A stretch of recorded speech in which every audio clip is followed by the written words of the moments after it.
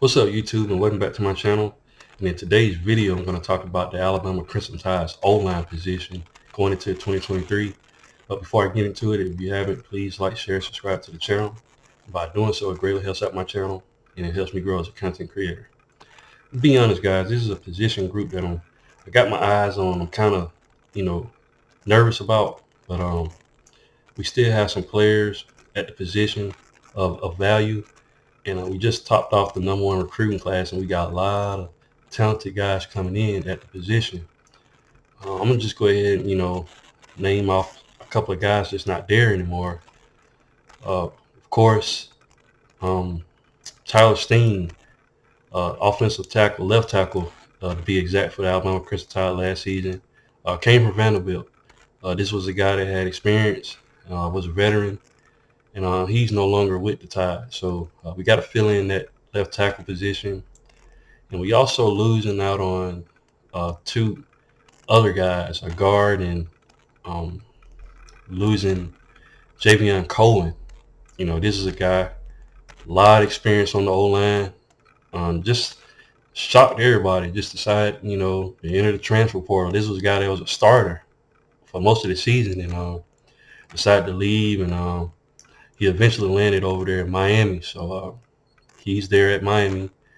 And another guy that we lost out on is Damian George, the guy that played tackle for us, specifically right tackle at times this season. He wasn't a starter, but a guy that had experience, and he eventually went to Florida. So there you got two guys that was on the O-line, and another guy that's going to be gone, Emil Ekiyor, our right guard.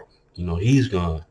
A guy that's been there, been playing for a while on the offensive line, and a leader on the offensive line. And in my opinion, he's the best out of those three guys. And it's going to be a huge blow, guys, losing Emil Ekiyor. This was a guy that came in, highly recruited, could have played center, but we played him at guard for most of the time while he was at Alabama. And definitely losing out on a leader on the offensive line. And now Alabama's going to be tasked with, trying to replace those guys. But the good news is we do have two guys that's coming back, it's had significant playing time. And that's Seth McLaughlin. He's our center. Came in against Georgia that game. Played a heck of a game, guys. Actually did better than the other guy that's coming back as well, and Darian Dalcourt. Those two guys are coming back. Can't wait to see what they do this season. But in my opinion, I love Seth McLaughlin. Really good center. And it's going to be interesting to see what happens at that position. But having Darian Dalcourt come back, that's going to be a plus too, because that's another guy with experience. In my opinion, Dalcourt, probably a better pass blocker than Seth McLaughlin, but Seth McLaughlin is really good in the run blocking game, guys, and running the ball. And I think that's what Alabama's going to get back to doing this season. I'm gonna just read off some stats, guys. A #1 guy that's coming back, and very important guy, J.C. Latham, guys. I think he's going to be the leader on this team. He played right tackle last season, but I think this season we're going to move him over to left tackle, and to take the blind side, guys. This is a guy from IGM. We all know IGM has really good players, and Alabama has a pipeline to that school. And J.C. Latham, man, we had high praise for him last season, in the offseason, to come in and get some significant playing time, and he did. Play that right tackle, and I expect him potentially move to left tackle. I'm not sure, but definitely a guy that's going to come in. Yeah, he was the best offensive lineman for Alabama last season.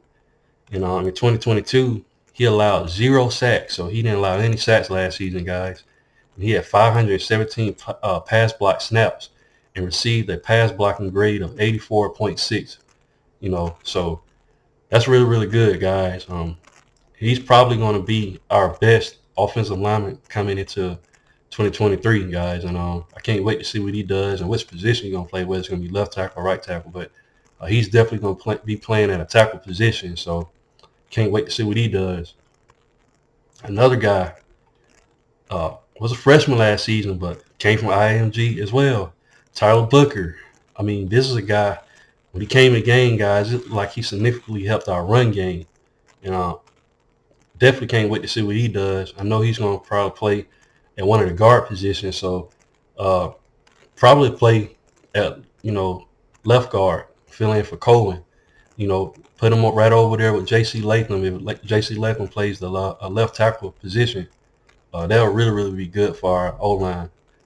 And another guy, it's plenty of guys that can come in and do something, guys. But want to read off some of the other guys. Of course, out of Alabama lost Tanner Bowles. We lost Tommy Brockemeyer, a 5-star that we got.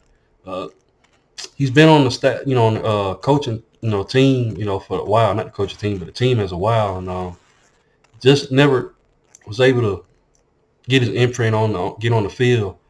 Part of that could be because of Doug Marrone, wasn't really, really good at developing the O-line when he came in, and it kind of probably stunted on his, progression as a player. And I kind of hated that he left, but at the same time, we just have to move on and go to the next guy. But like I said, we lost on a lot of guys. Like I said, Javion Cohen, Damian George. It's a whole lot of guys that we lost, guys, but we can't really talk on that. Amari Kite, all those guys hit the transfer portal. So we got a lot of guys coming in. We got Wilkin Formby, we got Miles McVay, we got Olaus Allen, then we got Raquez McElderry. I want to say McElberry, but McElderry. Already on board for Alabama, and we also got the 5-star Caden Proctor. Look out for this guy. This guy might get some playing time, guys. The guy from Iowa. A lot of people thought he was going to go to Iowa, but he surprised everybody right before, signing day, and decided to commit to the Crimson Tide. So, and what's good about all of these guys? All of these guys are good run blockers, guys. And that's why I'm excited about this O-line position. The only thing that concerns me is a lot of these guys are young. Like I said, all our experience going, out the door. Besides, McLaughlin and J.C. Latham, but having those guys, and like I said, with Tyler Booker, this O-line could be really, really good, guys. And we all know Tommy Reese likes to run the ball. And having guys on the staff, analysts and assistant to the coaches like Joe Pendry, we all know how good our O-lines was when Joe Pendry was the position coach. Having an old head like that on the team and on the staff, and to help with this run game, guys, I really, really expect this O-line to get back to the old way of how Alabama used to march up and down the field, guys, winning the line of scrimmage. I think Nick Saban, with these hires that he's had these last couple of days, definitely going to benefit for the O-line. I can't wait.